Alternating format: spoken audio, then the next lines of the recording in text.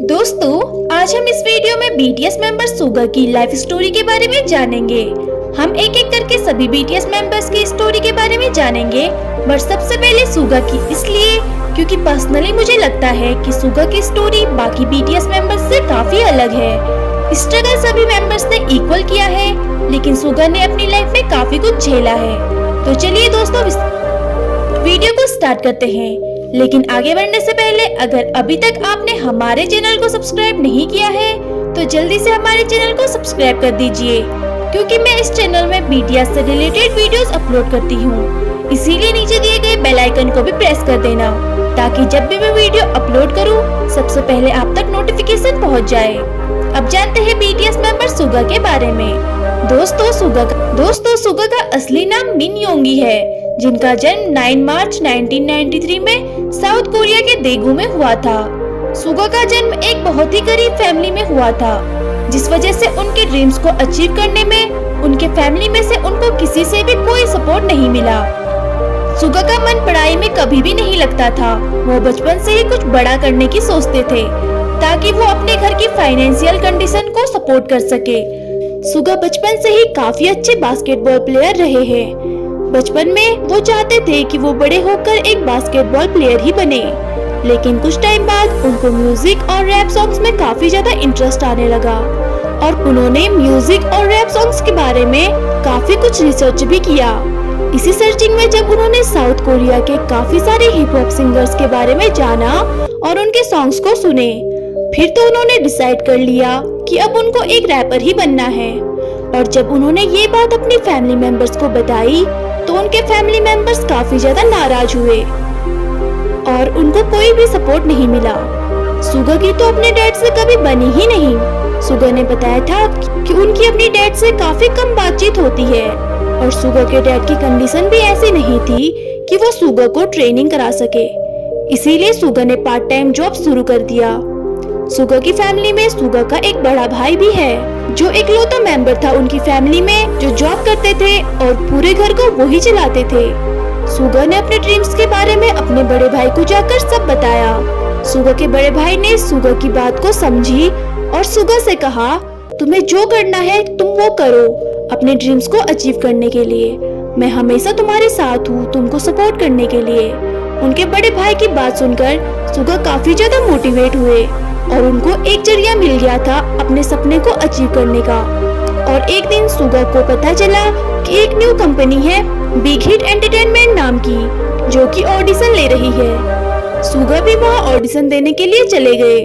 फिर सुगा ने वहाँ ऑडिशन दिया और उनका सेकंड पोजीशन आया और बिग हिट एंटरटेनमेंट कंपनी को सुगा का परफॉर्मेंस काफी ज्यादा अच्छा लगा, जिस वजह से कंपनी वालों ने सुगा को एज ए ट्रेनी रख लिया। इसके बाद सुगा काफी ज्यादा खुश हुए, लेकिन अभी भी उनकी परेशानियां दूर नहीं हुई थी। अभी भी उनकी जरूरतें पूरी नहीं हो पा रही थी। वो एक टाइम का खाना बचाकर या फिर पैदल ही चलकर अपने नीड्स को पूरा कर रहे थे। इसीलिए उनको as a delivery boy part time job करना पड़ा, ताकि वो अपने नीड्स को पूरा कर सके। इसके चलते एक बार जब वो पिज्जा डिलीवरी करके वापस आ रहे थे, तब उनका एक बहुत खतरनाक एक्सीडेंट हुआ, जिसके बाद उनका लेफ्ट शोल्डर पूरी तरह से डैमेज हो गया था, जिसके चलते उनकी शोल्डर सर्जरी हुई और कई महीनों तक उन्हें बेड रेस्ट करना पड़ा।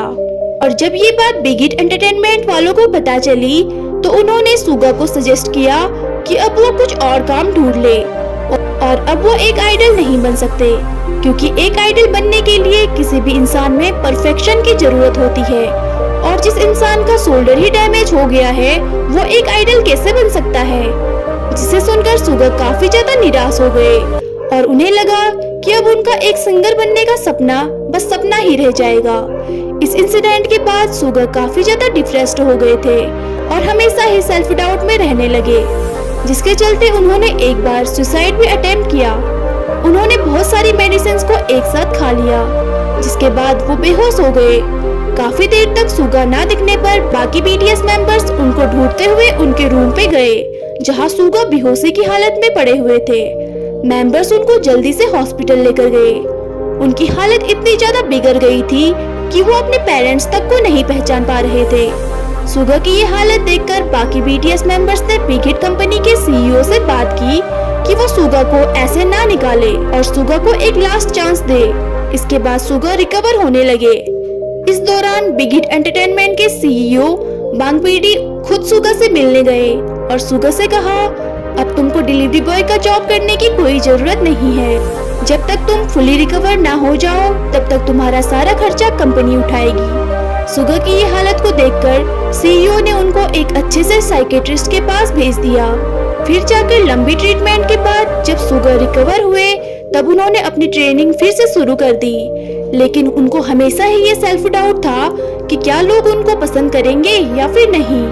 लेकिन बाकी बीटीएस मेंबर्स ने उनको बहुत ज्यादा समझाया और पॉजिटिव रखा। सबसे ज्यादा जे होप ने सुगा के साथ टाइम स्पेंड किया और काफी हद तक सुगा को पॉजिटिव रखा। इसी वजह से सुगा और जे होप की काफी अच्छी फ्रेंडशिप हो गई और आगे चलकर सभी बीटीएस मेंबर्स एक दूसरे के काफी अच्छे दोस्त बन गए। उसके बाद 3 साल की ट्रेनिंग के बाद सुगा का सारा सेल्फ डाउट खत्म हो गया, क्योंकि सुगा ने देखा कि इतने सारे लोग उन्हें पसंद कर रहे हैं।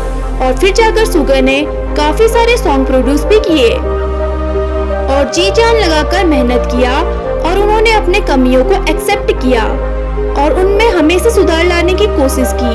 और सुगा आज के टाइम पे के-पॉप इंडस्ट्री के सबसे ज्यादा रिच सॉन्ग प्रोड्यूसर है। तो दोस्तों, आपको सुगा की स्ट्रगल भरी स्टोरी कैसी लगी मुझे कमेंट्स में जरूर से बताना। दोस्तों, मैं तो सुगा की स्ट्रगल स्टोरी से काफी ज्यादा इंस्पायर हुई हूँ। अगर आपको वीडियो पसंद आई हो तो वीडियो को लाइक करके चैनल को सब्सक्राइब जरूर से कर देना।